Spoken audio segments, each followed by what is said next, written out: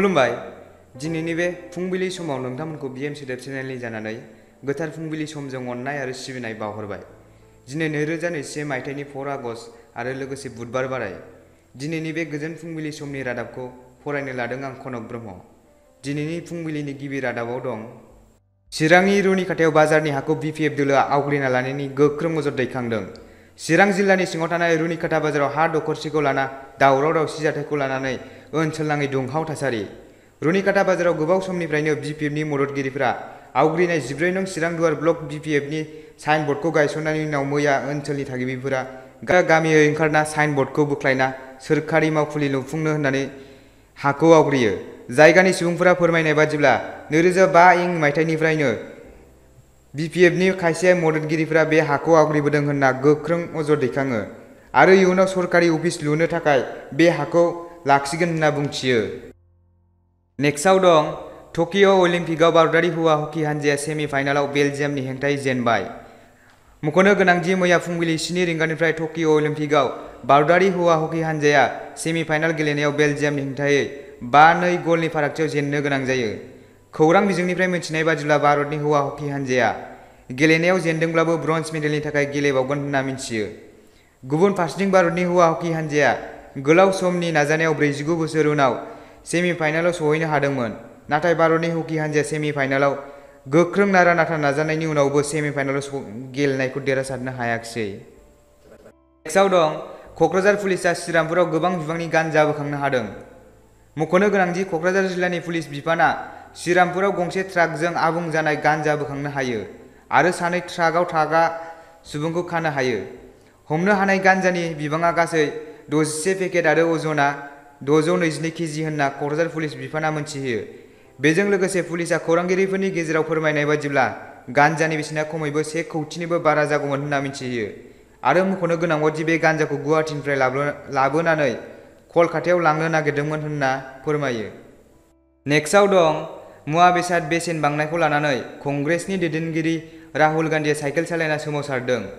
भारत हादरनाङै कभिड-19 जानायनि उनावनो हादराव मुवा बेसादनि बेसेन बांनाया सानफा एफा बारायलांनो हमगासिनो दं, जायनि थाखाय हाजिरा मावना जाग्रा सुबुंनि थाखाय जिउ खुंनाया जोबोद गोहोम खोख्लैदों।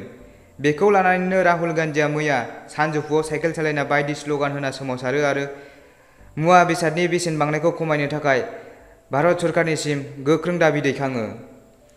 नेक्स्टआव दं चिराङाव सिखाव पलान हमदों। चिरां जिल्लानि सिङाव थानाय दारांगा श्रीलंकायाव सिखाव पलाननि सायाव पुलिसनि अपारेसनाव 2 सिखावआ हमजायो। हमजानाय सिखावनि मुङा फारियै बिजय बसुमतारी आरो शुक्लेश्वर बसुमतारी होनना हाग्रा बिफाना मिथिहोदों। हाग्रा बिफाननि मानसिफोरा हमजानाय सिखावनिफ्राय गंब्रै आखाइजों बानायनाय सिलाइ आरो लोगोसे 3 खासेव बोखांनो हायो। खौरां बिजोंनिफ्राय मिथिनाय बादिब्ला सानैबो सिखाव पलानफोरा मैहुर खालामना हाग्रानि जिब जुनारफोरखौ फानहरोमोन होनना मिथिनाय जायो। हमजानाय सानैबो सिखावनि गेजेराव दा पुलिसआ नायबिजिरगासिनो दं होनना हाग्रा बिफाना फोरमायो। नेक्स्टआव दं रन्जन दैमारि सारखौ उदां खालामनो थाखाय आसाम सोरखार आरो भारत सोरखारनिसिम दाबि दैखांदों बर' थुनलाइ आफादा। बर' थुनलाइ आफादा बिटिआरनि गुबुन सासे सागानगिरि रन्जन दैमारि सारखौ जेलनिफ्राय उदां खालामनो थाखाय भारत सोरखारनिसिम खौरां बिबुंसार हरो। बर' थुनलाइ आफादा फोरमायबावदों दि गोजोन गोरोबथा सागानगिरि रन्जन दैमारि बिथांखौ जोबथेसालिनिफ्राय उदां खालामनानै गोजोन थासारि सोमजिहोनो थाखाय खावलायो। मख'नो गोनांदि बावैसो सिगां खौरां बिजोंफोराव गोसारनाय बायदि बिथां रन्जन दैमारिखौ जोबथेसालिनिफ्राय काहिलिपारायाव थानाय 10 नं आसाम पुलिसनि लकआपआव दोनहैनाया बयखौबो सोमोनांहोदों होनना बर' थुनलाइ आफादगिरिया सोंखारियो।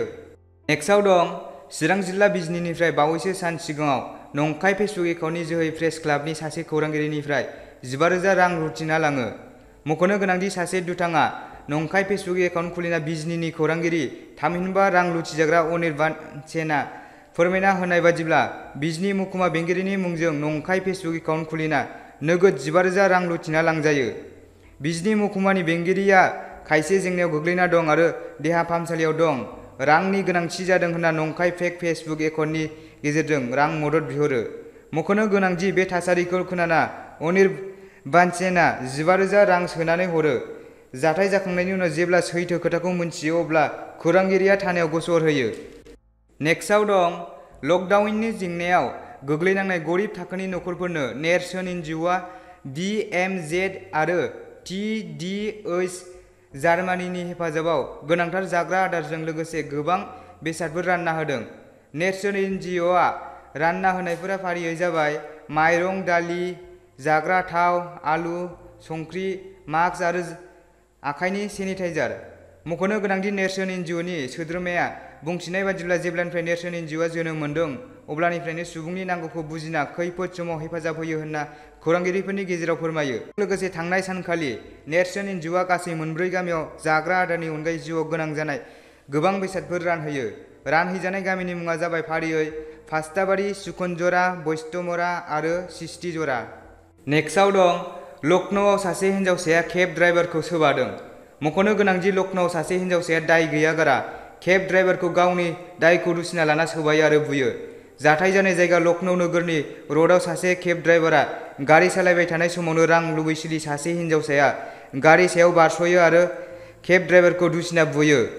गुबै जाहोनखौ मिथिनो थाखाय लखनऊ पुलिसआ सीसीटीवी केमेरा चेक खालामना नुनो मोनो दि जाथायनि गुबै दायनिगिरिया हिन्जावानो।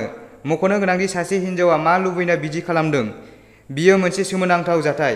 बिनिखायनो जों BM सोदोब चेनेलनि जानानै साफ्रोमखौबो बेफोरबादि सुबुंनिफ्राय साबधान जानो थाखाय गुरै खावलायबाय। नेक्स्टआव दं आसामजों लोगोसे BTRनि गाहाय क'क्राझाराव BTC सोरखारा दिनै आसामनि बक्सिं गेलेगिरि लाभलिना बरग'हाइया टकिअ अलिम्पिकआव देरहासार जानो हानायखौ हास्थायनानै आनान गसाइनाव आर'ज गाबनाय हाबाफारि लायो। मख'नो गोनांदि बाक्सा जिल्लानि सिङाव थानाय तामुलपुरावबो दखरा दुलाराय बर' फरायसा आफादाबो लाभलिना बरग'हाइ बिथाङा जाहाथे सेमि फाइनालाव देरहासार जानो हायो बिनि थाखाय मैया मोनाबिलि समाव इसोरनाव ममबाथि सावनानै आर'ज गाबहरदों। दिनैनि फुंबिलिनि रादाबा एसेनोसै। गोजोन्थों।